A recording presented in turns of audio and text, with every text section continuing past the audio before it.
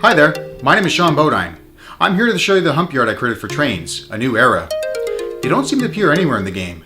You've got a few yards here and there, but none of them have a hump. Let's go over the details of the layout and the details of hump yards in general before watching the trains. My layout was created and published onto the download station in October of 2023. As of June 2024, over 200 people downloaded the route to enjoy their copy of the game. The layout, simply titled Hump Yard, has an inbound and outbound track and a shed with 9 tracks for locomotives. The yard itself has 36 tracks for freight cars. 2 more sidings are located on either side of the yard to store cabooses or passenger cars. If your train is leaving the yard and going up the hump, the outbound track gives you 2 directions of travel. Let's follow the left line first. This is a short loop that goes uphill and over the longer loop. A bridge allows the small loop to gain elevation over the other line. It crosses the longer loop a second time by going over a tunnel. Then the elevation decreases back to normal. You can then use a switch to go back to the yard or navigate the second loop. There is also a switch allowing you to go back up the hill if you so desire. You can also switch from the left line to the right line further back in case you make a mistake with the first switch. Once you travel on the right line, you'll find 2 more tracks that can be used for dropping off boxcars and grain hoppers. The boxcars go on the siding between the main line and the grain elevator. If you decide to run more than one train, and the line is occupied by a freight dropping off or picking up cars at these 2 sidings, the second train can go past by using a shortcut to another part of the line. If the line is not blocked, and you wish to add more time to your journey back to the yard, you can proceed straight. Once you do, you'll go through another loop, cross over the track you were on earlier, then make your way under the bridge and tunnel, carrying the smaller loop. After going through the tunnel, the 2 lines parallel each other, then join together to allow trains to go towards the yard.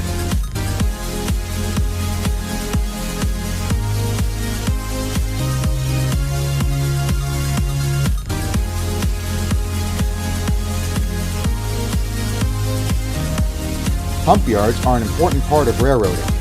The reason they have the word hump in their name is because of the literal hump that cars have to go over in order to travel down to the yards. Building this yard in Trains a New Era, or TAIN for short, was a lot of fun. However, because of some physics in the game, the yard is not 100% realistic. There is a hill for cars to travel down, however, the hump does not exist. Adding this proved to be too difficult for the switchers as they shoved the cars towards the yard. The gradient also had to be made much steeper than what you would normally see in a hump yard because of how some of the cars operate in the game. Much of them roll freely, but many of them also have automatic brakes. In some instances, if you have too many of the cars with automatic brakes, they won't travel very far. When you determine which cars have automatic brakes and which ones don't, it'll make things more fun as you gain more experience. Cars with automatic brakes can still roll freely if they are coupled up to enough cars without the automatic brakes.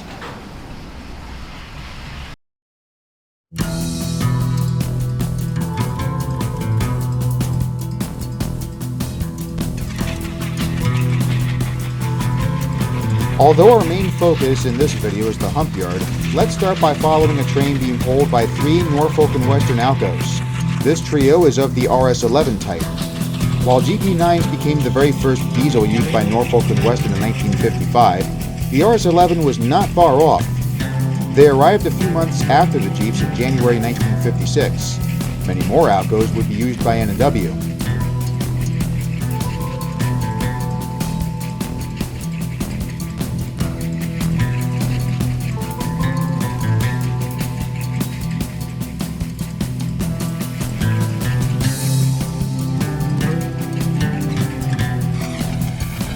The engines are about to drop off 4 hoppers at the grain elevator.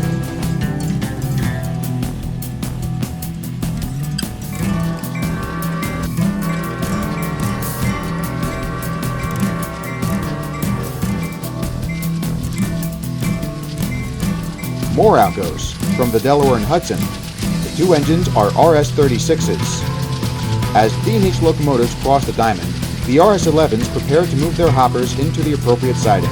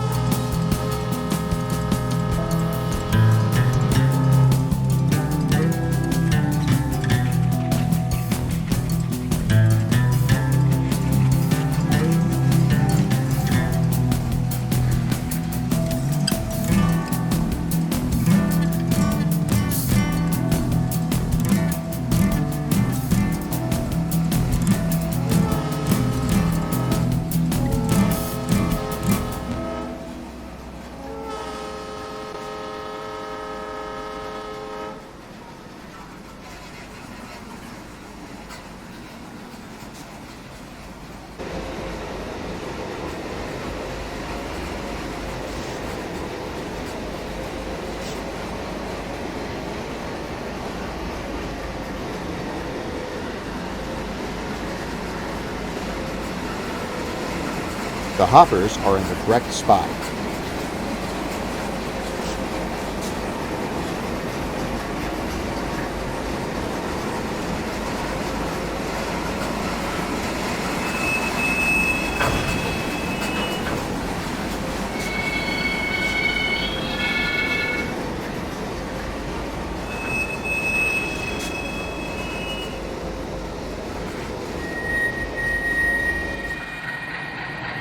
As the RS-11s move back to get the rest of the train, we catch one of the previously mentioned GP9s. It's helping a pair of Chesapeake and Ohio GP7s. The 7s and 9s are similar in appearance, but the 9s have more horsepower.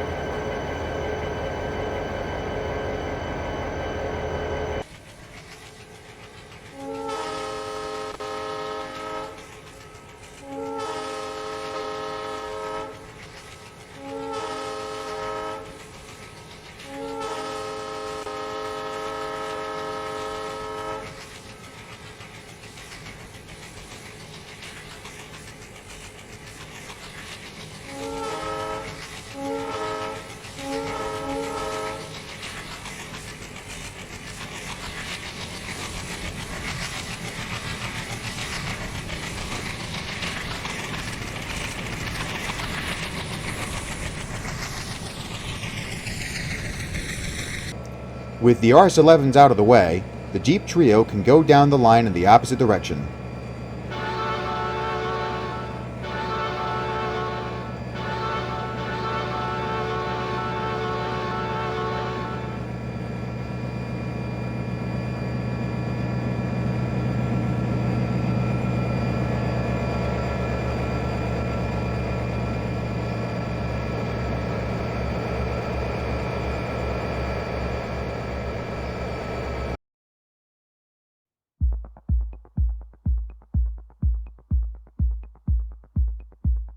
We're about to watch a cut of cars travel down the hill. Over 50 freight cars make up this cut, and the power is a quartet of EMD SW series switchers. There are other switchers you can use from Baldwin or Alco, but if you want to use another EMD engine that's not a part of the SW series, you can also use the bigger general purpose locomotives. 6-axle power can also be used in the form of the SD7 or SD9.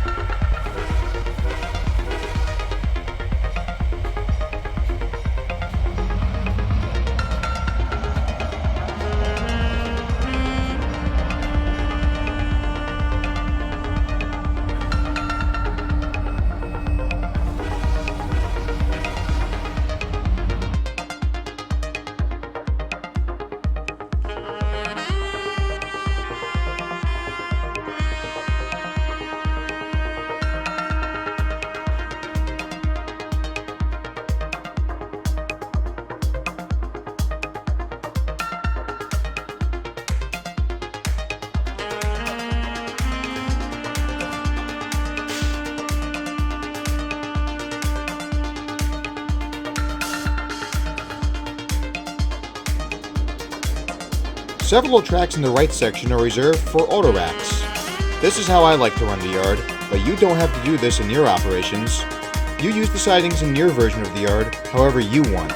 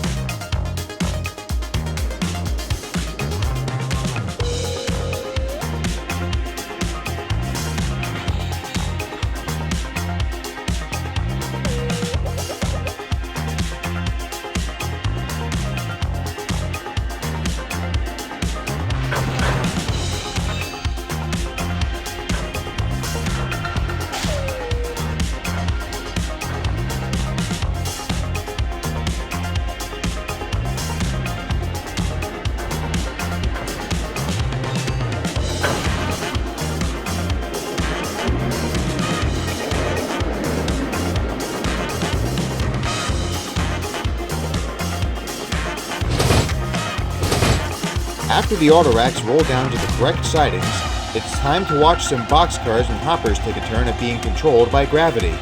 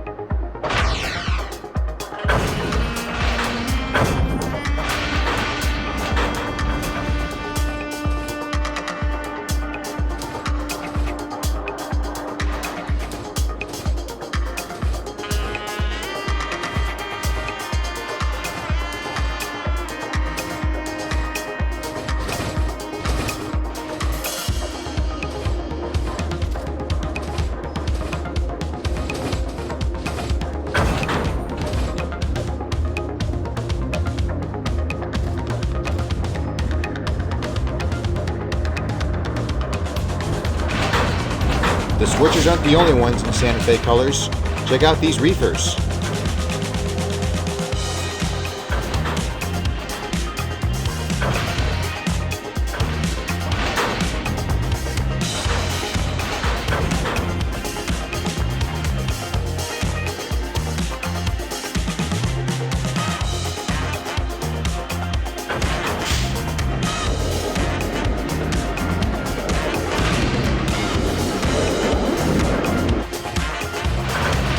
This boxcar is about to go into the left section with a pair of hoppers, while an Atlantic Coastline boxcar goes to the right with another hopper.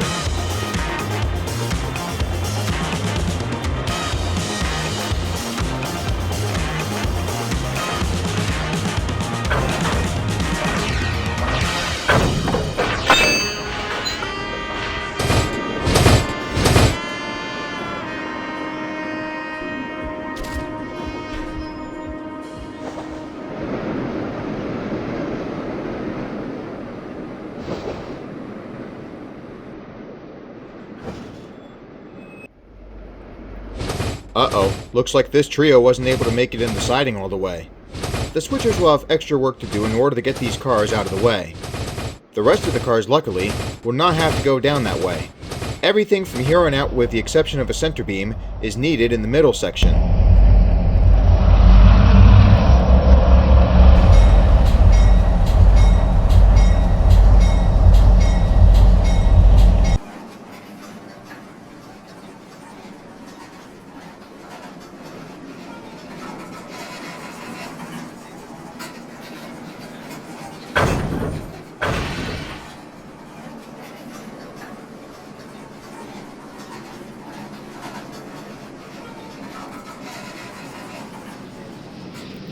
Here's the center beam. It's going into the right section with a few other cars of its kind.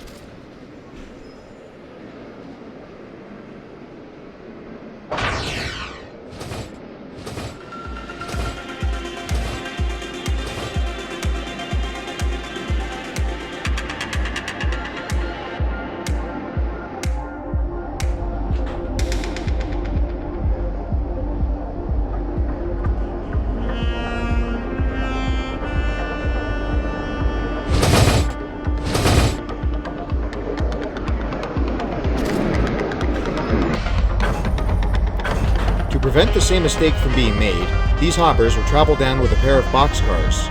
The hoppers have the automatic brakes as previously mentioned, while the boxcars don't.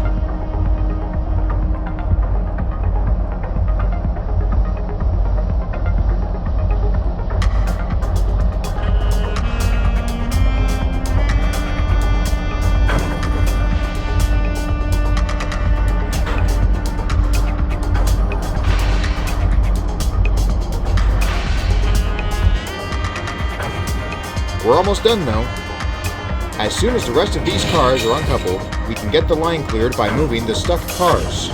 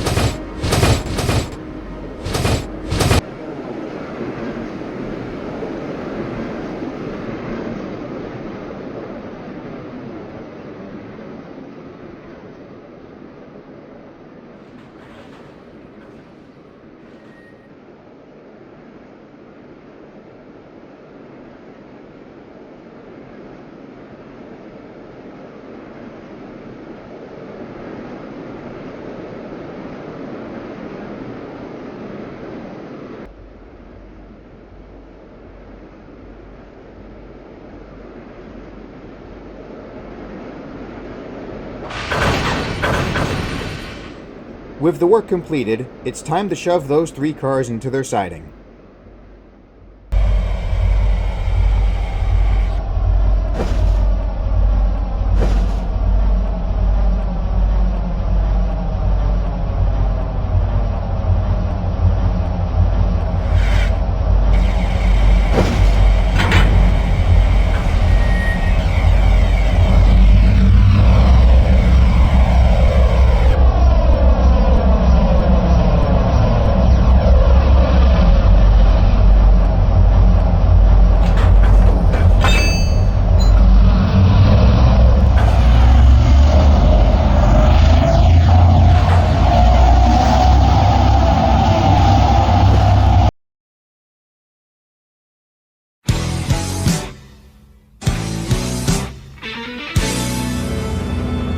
Time for some passenger action, and Amtrak is just the right road to get the job done.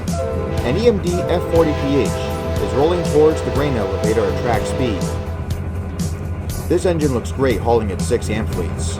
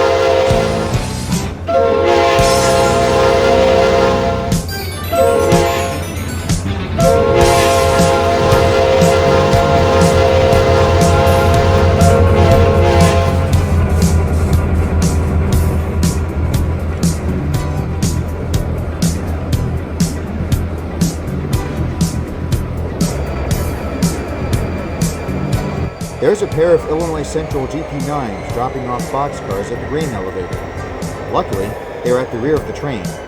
Our Amtrak train can proceed down the line without having to stop.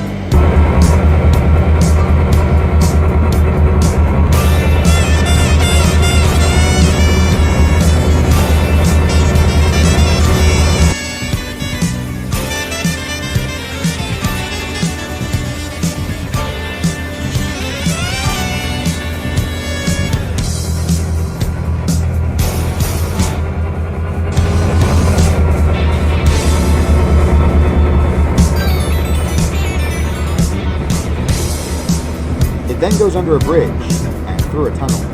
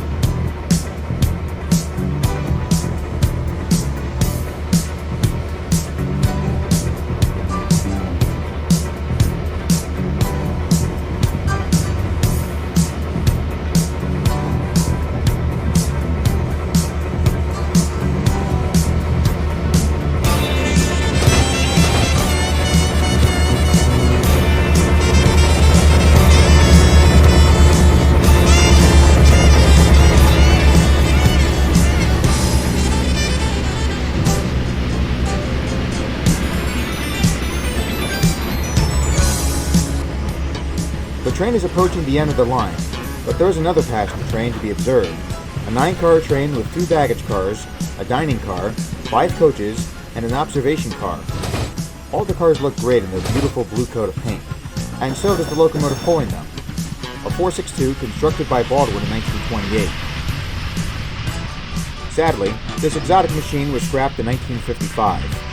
While the real engine no longer exists, you can still enjoy it in virtual operations such as this, or as a model on your electric train layout.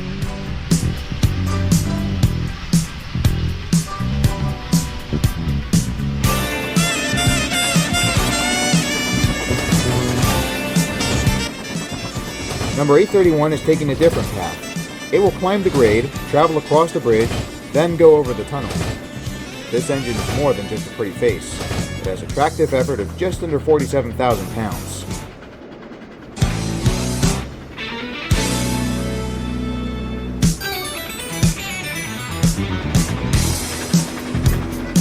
Number 831 was part of the Jersey Central's G3 class, which would later be reclassified as P47, the P standing for passenger, and the 47 indicating its strong tractive effort.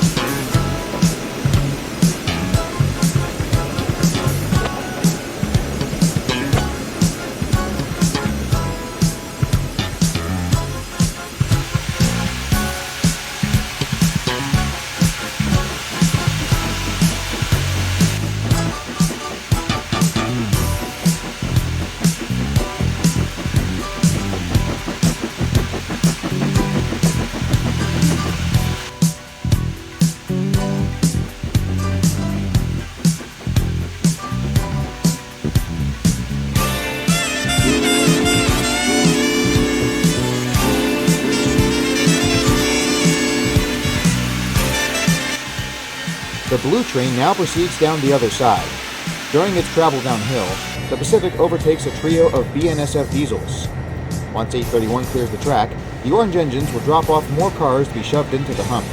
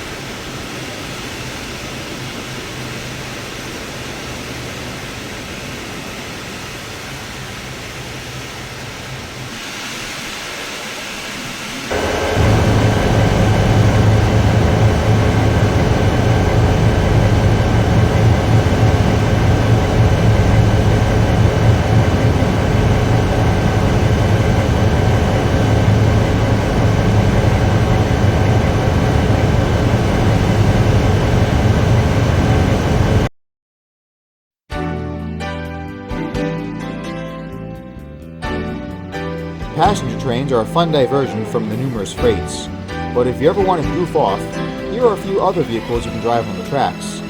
We'll begin with these airplanes. Because of the powerful jets, you have to be careful when accelerating. Sometimes it helps to leave the brakes on as you're accelerating. This way your speed does not get too high. Last thing you want is to derail on the curve.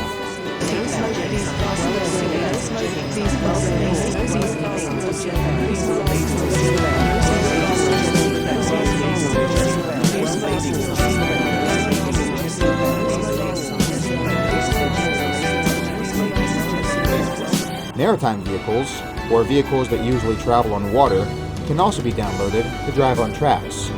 We have a slow barge coming in, then a much faster vessel appears.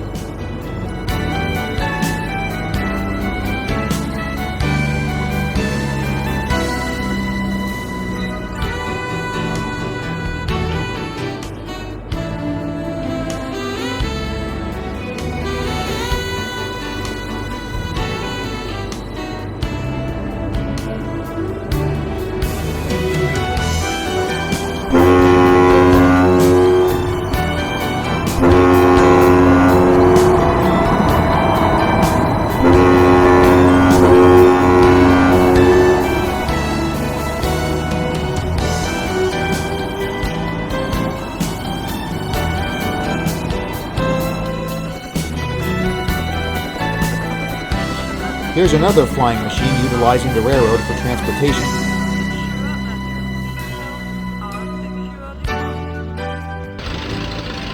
And the World War I classic, the Tiger Moth. Instead of a horn or bell, a machine gun is activated.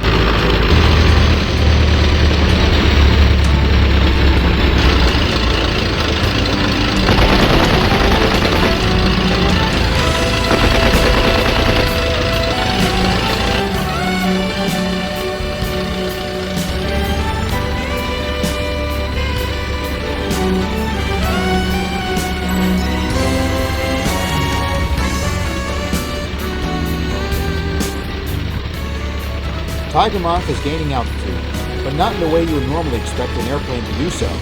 It passes over the helicopter as it goes through the tunnel.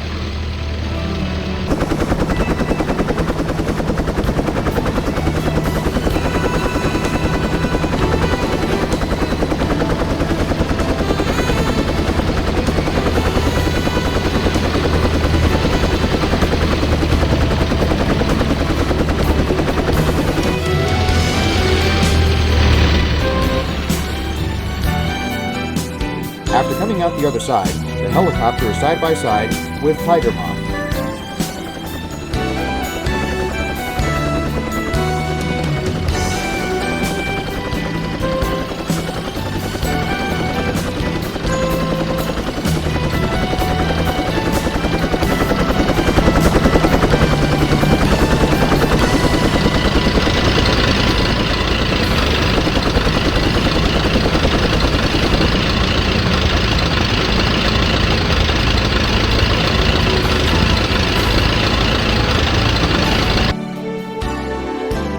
Despite the lack of couplers, these vehicles can be attached together. Two 737s travel together as they go up the hill.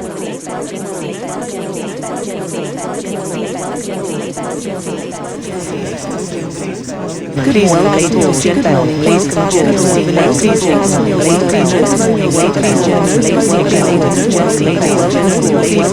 seatbelts.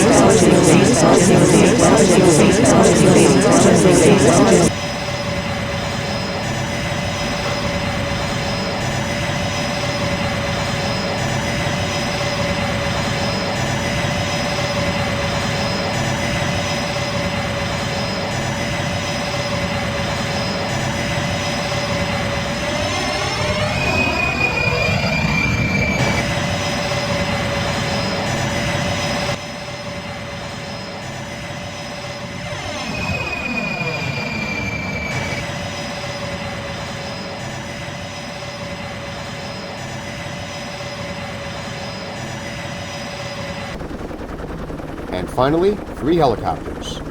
Pass the grain elevator, go around the loop, then proceed under the bridge and through the tunnel.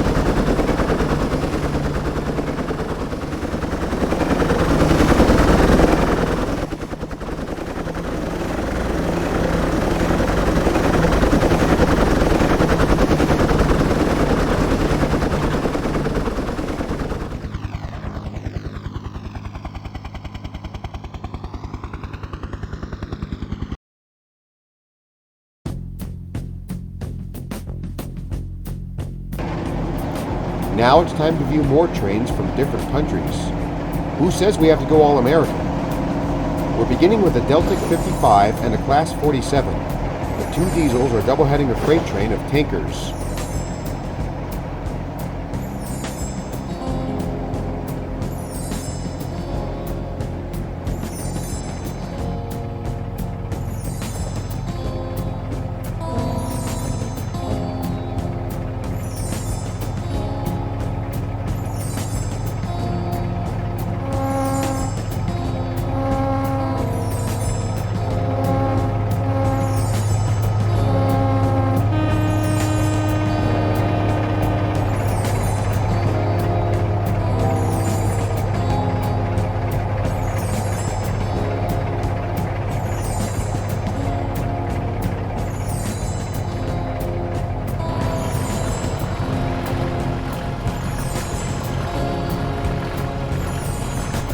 The tank cars on this train are American, but the locomotive pulling them is British, just like the 55 and 47 we saw earlier.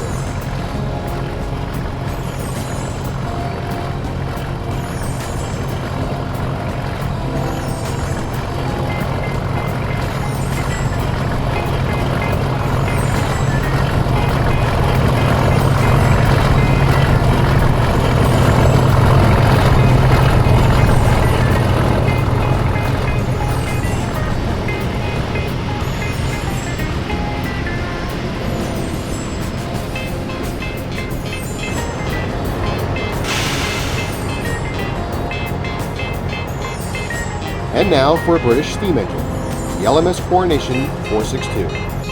38 of these beautiful engines were constructed in the late 1930s. Most of them were scrapped, but 3 still exist today.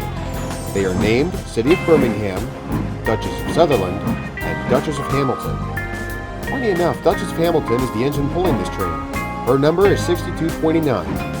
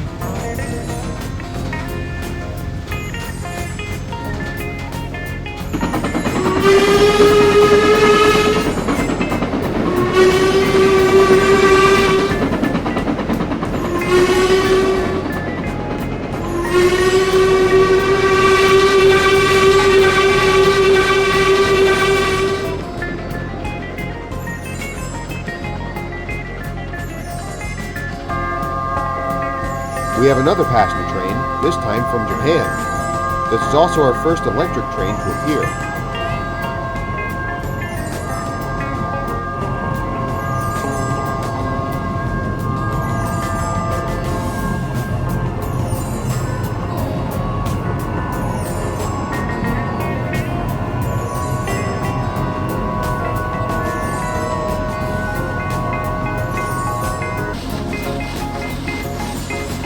Last but not least, an Italian tanker. The green 040 is also pulling a passenger train with 4 small coaches.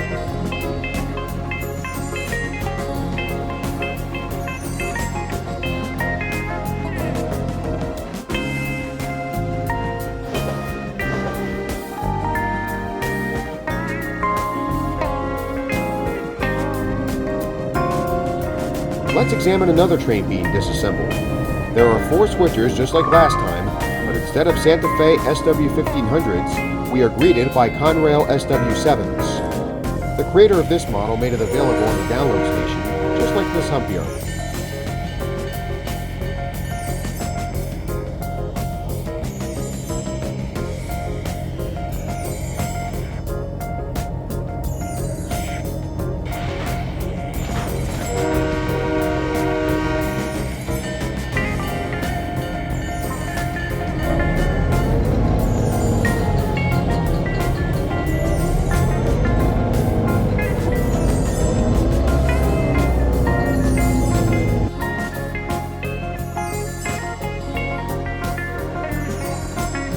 This train is shorter, but there are more longer cars than the previous cut.